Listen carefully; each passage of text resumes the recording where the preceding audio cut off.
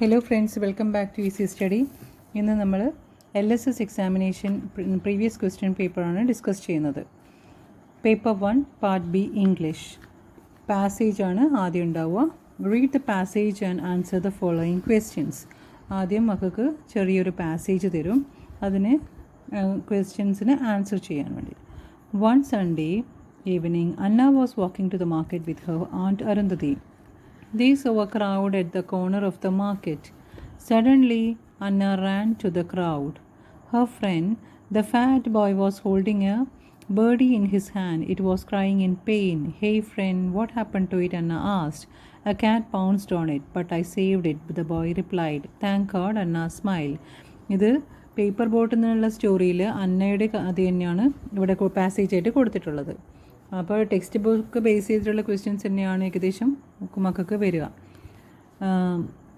ഈ പാസേജ് ആദ്യം മക്കൾ നല്ലവണ്ണം 2-3 ടൈംസ് വായിച്ചതിന് ശേഷം ക്വസ്റ്റ്യൻ ആൻസർ കണ്ടെത്താൻ ശ്രമിക്കുക. Pick out the word from the passage which means jumped. Jumped എന്ന വേർഡിൻ്റെ സിമിലർ ആയിട്ടുള്ള മീനിങ് വരുന്ന വേർഡ് പാസേജിൽ നിന്ന് മക്കൾ കണ്ടെത്തുക. നല്ലവണ്ണം ആദ്യം വായിക്കുക. Answer pounced. Next question, who saved the birdie from the cat? Answer, the fat boy. The fat boy took Anna and Arundhati to his house. It was a small house. There was only one room. His grandma was lying on a rubber sheet. Oh, what a sad scene. Anna became gloomy. Write down the diary entry of Anna on that day. അപ്പോൾ അന്നയുടെ ആ ഒരു ദിവസത്തെ കഥയായിരുന്നു അത്.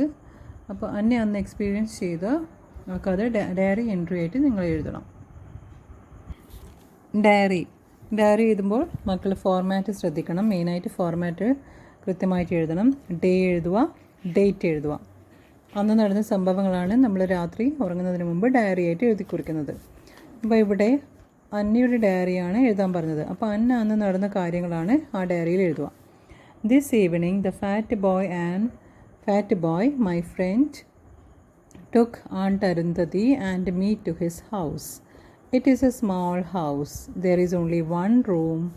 His grandma was lying on a rubber sheet. It was a sad scene. They have not even the low living facilities. I can't forget that scene. Poor boy. If anyone can help them. അപ്പോൾ അരുന്ധതി അന്ന് fat ബോയുടെ വീട്ടിൽ പോയി കണ്ട കാഴ്ചയാണ് അന്നത്തെ diary എഴുതുന്നത്. അപ്പോൾ മക്കളായാലും ആരുടെ ഡയറിയാണോ എഴുതേണ്ടത് അവരന്ന് കണ്ട കാഴ്ചകളാണ് അന്ന് രാത്രി അവർ ഡയറിയിൽ എഴുതുക.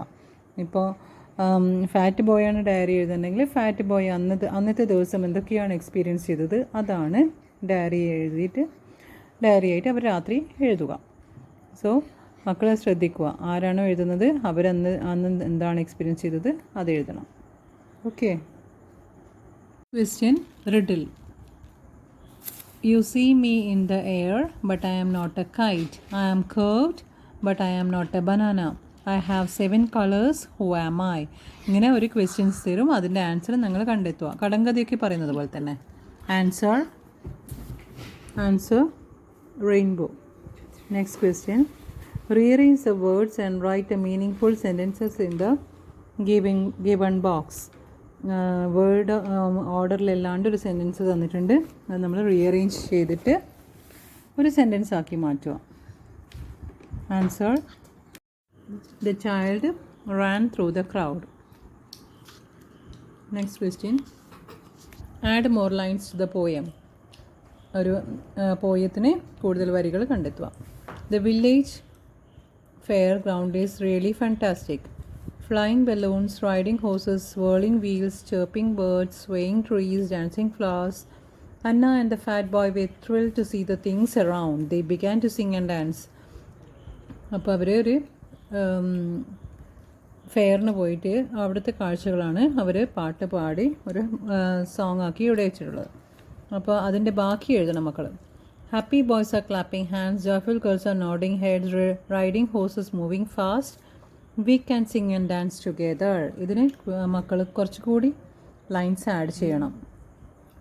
Answer is, happy boys are singing, joyful girls are dancing, chirping birds flying slowly, we can sing and dance together.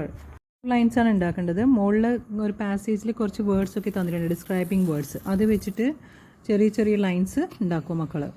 മുകളിൽ തന്ന അതേ പോയം പോലെ ചെറിയൊരു പോയം 4 വരി പോയം ഉണ്ടാക്കുക.